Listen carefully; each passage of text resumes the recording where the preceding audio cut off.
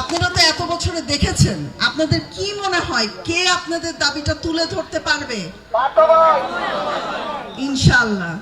তো আমরা কোনো কিছুকে কোনোদিন ভয় পাইনি নাই, কোনোদিনই ভয় পাই নাই। আমরা সবসময় আমাদের মাথায় ছিল, আপনাদের নেতা আন্দালিব রহমান পার্থ সবসময় মাথায় ছিল যে একটা অদৃশ্য জায়গায় জমা খরচ দিতে হবে, জবাবদিহিতা আছে, সেটা হচ্ছে আল্লাহর দরবারে। যে কোনো অন্যায় অবিচার আমরা করব না, করিও না ইনশাল্লাহ।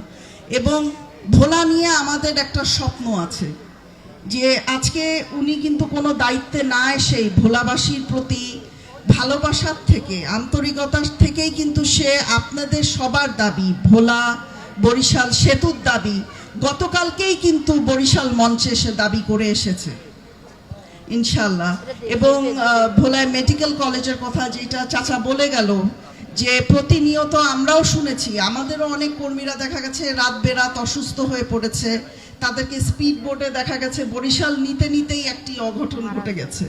তো এই প্রতিনিয়ত যেই ইয়ে থেকে আপনারা যান, যেই দুর্দশা, যেই প্রতিনিয়ত প্রতিদিনের যেই হয়রানির শিকার আপনারা হন, সেইটা মানে আমরা চেষ্টা করব আপনারা যদি আমাদের পাশে থাকেন, আমাদের সাথে থাকেন, আপনারা যদি গরুর গাড়ি মার্কায় ভোট দিয়ে আপনাদের ব্যারিস্টার আন্দালিব রহমান পার্থকে যদি জয়যুক্ত করেন, আমরা অবশ্যই সংসদে প্রথমে দাঁড়াই এই ভোলাবাসীর কথা তুলে ধরব ইনশাআল্লাহ।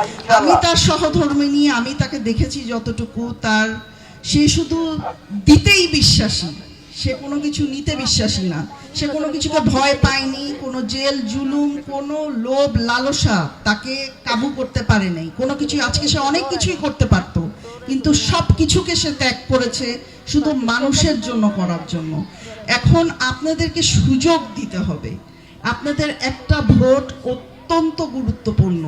আপনারা আমি যেহেতু এই অল্প মাত্র ৩-৪ দিন সময় আছে আমাদের এখানে প্রচারণা করার, তো যেহেতু আমি সব জায়গায় যেতে পারছি না, আমি চাই আপনারা প্রত্যেকটা মানুষই আপনারা আমার তরফ থেকে প্রত্যেকটা মানুষের কাছে পৌঁছায় দিবেন।